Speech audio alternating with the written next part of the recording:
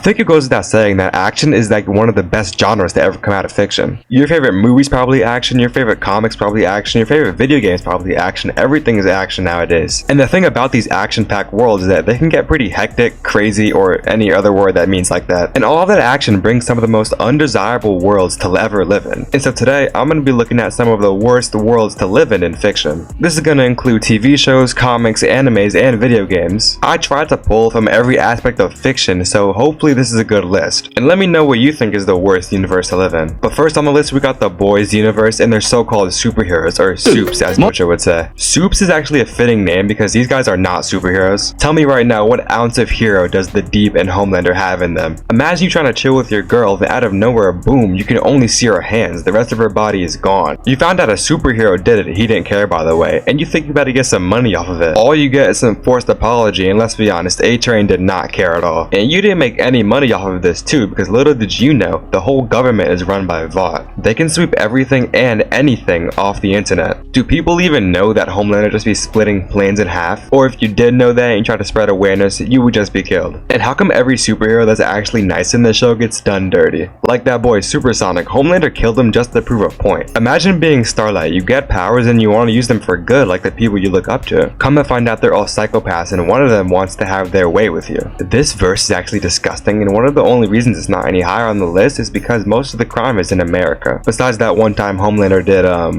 that. Number 5 on the list is where it gets a little strange. It's Fortnite, it's free.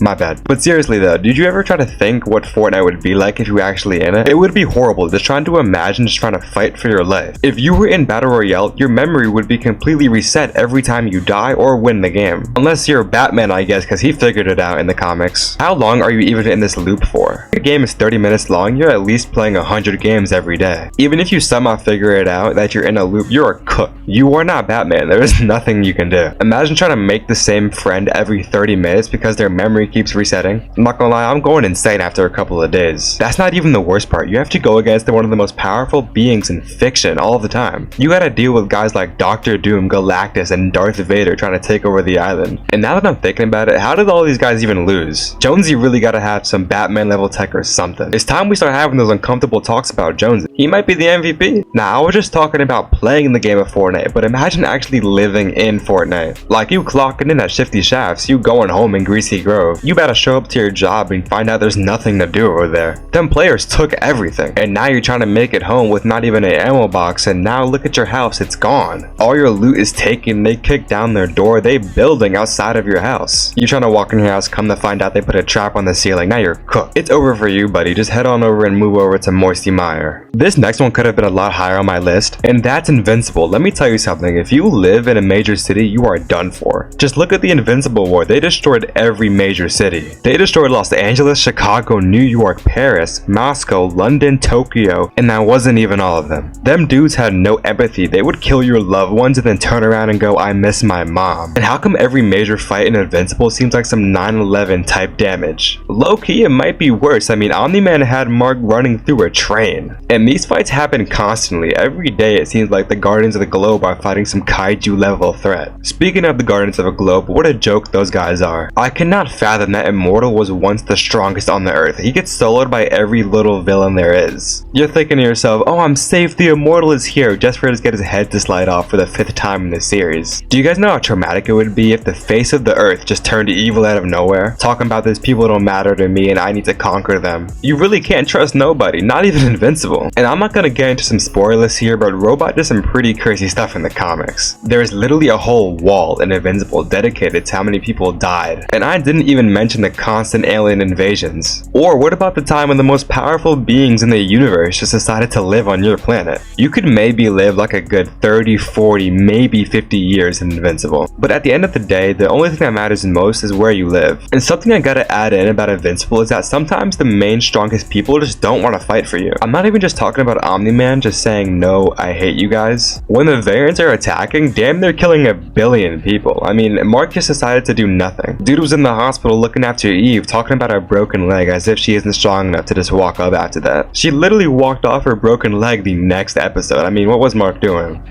Next on the list is Gotham, and it's called the city of crime for a reason. You guys know this city is literally cursed. It can't have no crime in it. No matter how hard Batman tries, you literally cannot have crime without Gotham. Or Gotham without crime. You get what I'm trying to say. I don't even understand how a normal human even functions if they live in Gotham. I mean, every street is a criminal waiting to rob you. You quite literally aren't safe anywhere. You could be chilling at a diner, then all of a sudden Scarecrow wants to attack you. He wants to turn you into a little minion or something. And that's the thing about all these Gotham villains. I mean, they don't care about you. They just want you as like a toy to kill Batman. There's fear gas, laughing gas, or just being a henchman. I promise you, you will become one of those if you live in Gotham. And tell me why when I looked up what time Batman comes out, it's at 12 a.m. So who's even here when someone tries to rob me? Because there never seems to be any other type of heroes in Gotham. It's just Batman. So I guess if it's anything before 3 a.m., we are cooked. Yes, we. And why does Batman have the craziest villain roster ever? They really said F Sinister 6, bro. They said Sinister 10 over here. Listen, there's no scenario you live over 25 years. My best advice if you live in Gotham is just get out immediately. Hey, next up is Marvel New York, and this one is crazy.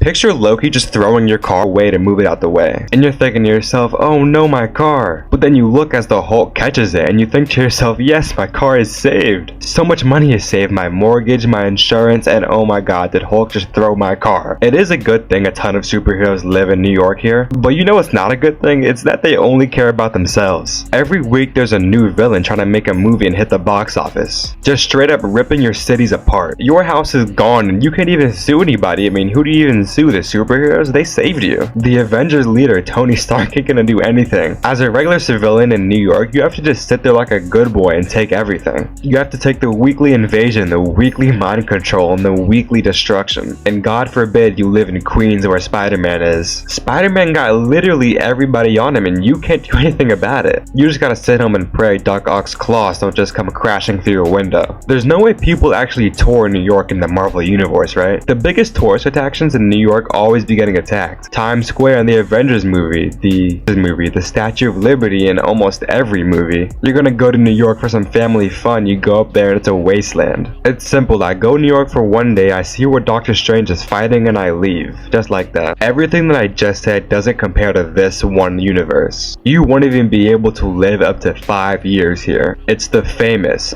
dangerous anime, Dragon Ball Z. I mean, you guys should have seen this coming. You could not relax on Earth because there are just constant villains just threatening to blow up the Earth at a moment's notice. You got Cell just hurling balls of death to islands. He's gonna destroy your city, yes, your city, just for a stage for a tournament. And don't forget how those androids were moving. They had no money just showing up the shops and robbing people. I mean, you cannot be serious. Try to picture yourself in the town where Cell is just sucking people dry. Wait, pause, that sounded bad. You are watching on live television where the whole military throughout the whole world is trying to kill Cell. But he's just standing there like the absolute goat he is. You're about to go to some fun tournament that you can't wait to watch with your friends. Just to find out there's big buff dudes just beating up little girls. And wait, is that Vegeta throwing a ki blast into the stands? It's over. Every version of Boo was an absolute monster for their own reason. Fat Boo tried to essay someone, the girl said no, and he killed her. Super Boo literally had a move called Human Extinction Act when he killed everybody on Earth. I swear, in Dragon Ball, death is just a number. Kid Boo did destroy the Earth, and then he went to heaven to kill more people. How was this dude even allowed in heaven? At this point, the Dragon Balls aren't even saving you. I mean, you cannot get revived twice. And don't even get me started on Dragon Ball Super. I mean, you have a couple guys in your whole entire universe putting it up for jeopardy. Like, what do you mean in 1 hour our whole universe is gonna be erased or not? This timeline should honestly have it good because you're not even safe in the future timeline. Just look at what they did at Future Trunks' timeline, bro. Goku Black is crazy. As y'all can see, Dragon Ball is definitely the most dangerous verse to live in by far. You are not safe anywhere. Let me know if I missed any universes, and hey, thanks for watching.